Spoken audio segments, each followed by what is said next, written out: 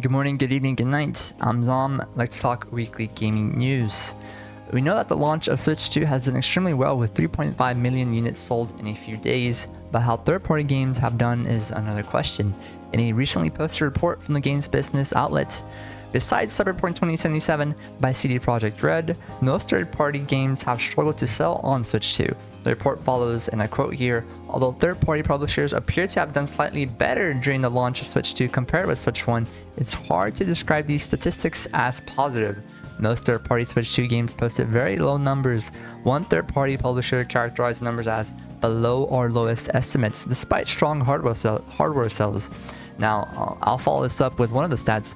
62% of Switch 2 physical game sales in the US for the launch week were from first-party games, excluding the Mario Kart World bundle. We notice it says excluding Mario Kart World, and I think it's one of the main reasons why third-party really hasn't done that well, for the fact that the Switch 2 launched with a Mario Kart bundle and the Switch 1 did not, with Switch 1 launching on March 3rd, 2017, and the first Mario Kart 8 Deluxe bundle not being available until November 2018, a whole year and several months later. Of course, we don't know when players are going to get tired of Mario Kart World, but it's early on, so I don't think that'll be changing anytime soon. Another cause is the fact that a lot of these third-party titles have already been bought elsewhere. These aren't exactly new titles, and charging a standard resale newish price is not going to result in 1-to-1 proportion sales with Switch 2. This is in addition to Nintendo not sending out units to the media ahead of release with no reviews for any of these titles at launch, and the fact that Switch 2 is backwards compatible. To put the cherry on top, lots of these new titles use game keycards, which again makes players download the game once the cartridge is inserted. Cyberpunk 2077, the one third-party game that has done well with numbers, runs on the cartridge, therefore does not need any additional data from the cloud. This backs up the idea that the plug-and-play format is still the way to go for most games. Sticking with Nintendo, they have given us a full representation of Donkey Kong Bonanza in their most recent direct, showing gameplay, customization options, and some cutscenes. This also confirmed Super Mario Odyssey's Pauline to be your sidekick in-game, and I think she looks adorable. Pauline will be able to swing away her talents to turn DK into many new forms in a stampeding zebra or an ostrich that can fly and drop egg bombs. Cool to note that Pauline can also be controlled by a second player, making this game a co-op experience. Pauline's vocals can become explosive blasts, which can be aimed using one of the Switch 2's new features, mouse control via Joy-Cons. A nice feature gives players the option to use Switch 1 along with Switch 2 for cooperative offline play, without your partner needing a copy of the game for themselves. Now the timeline is very open to being questionable with how it all fits together. Nintendo gives a little backstory in that Pauline is and I quote here, 13-year-old girl who loves to sing. She used to live above ground, but for some reason she was brought to the underground world and transformed into a rock. We know that Pauline serves as the mayor of New Donk City and the lead singer of her band, therefore there are similarities for sure, but I think Nintendo cares more about new ideas rather than continuity between their games. Moving on, Stellar Blade rejects the idea of regulating adult mods, saying once the game is purchased, it belongs to the user. Game director Hyun Tae Kim, if I'm pronouncing that correctly, has no interest in trying to control fans' creative interest because he not only thinks it is a fool's errand, but also strongly supports customer ownership, quote unquote. This contrasts with some of the more puritanical people in the world who are clutching their precious stones over the adult mod potential of Stellar Blade's PC release. During a recent interview given to South Korean video games news outlet This Is Game, Kim, who's also the CEO of Stellar Blade developer Shipped Up, offered his thoughts on the concept of modding, in the middle of going into detail about the ins and outs of the game as translated as ChatGPT. As you know, in the interview, they are of course being Korean. A particular moment happened where the host pressed the director. The protagonist Eve is a very appealing sales point in and of herself. Because of that, she's also been subject to preconceived notions, especially overseas. One common issue with character-centric games is data modification, specifically the use of mods. What is your stance or policy regarding this? Kim asserted in a straightforward fashion, we don't have any set policy in this. In fact, data modification can range from simply increasing the game speed to completely altering the gameplay itself. As long as it's not being abused, I believe mods can play a positive role by expanding the scope and experience of the game. Furthermore, the host got more specific and asked about adult-rated skins, asking whether quote-unquote nude patches should be regulated.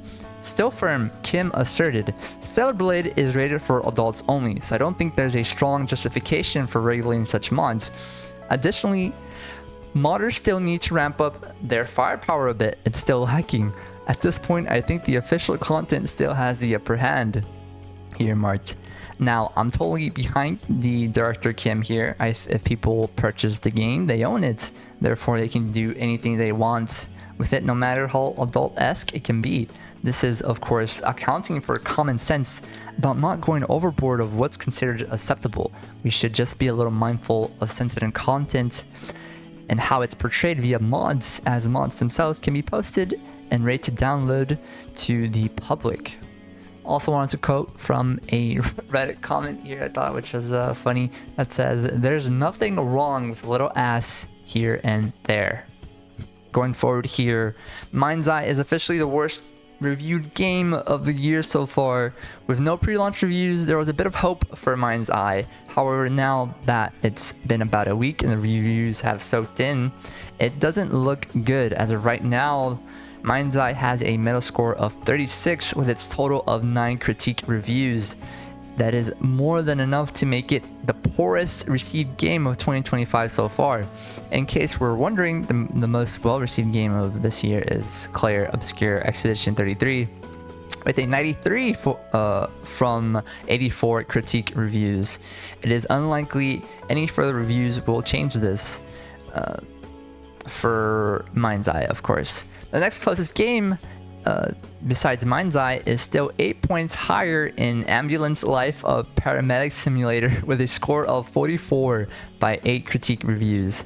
I will say it is important to note that this studio built the Rocket Boys. This is their first game, but this company was still founded by former GTA producer Leslie Benzies, co-CEO Mark Gerhard, I think, also accused of critiques of being paid off by similar studios to trash, quote-unquote, the game. This could be the reason that we didn't get any pre-release reviews, but I think that's a bit far-fetched considering it also has a 2.6 in user score from 373 ratings, proving that at the very least the game has spoke for itself.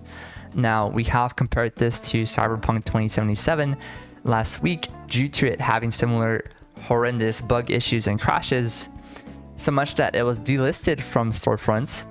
However, reviews have also criticized its narrative, with outlets such as Games Radar acknowledging it as resoundingly disappointing, in addition to Game Reactor UK with unimaginative and generic.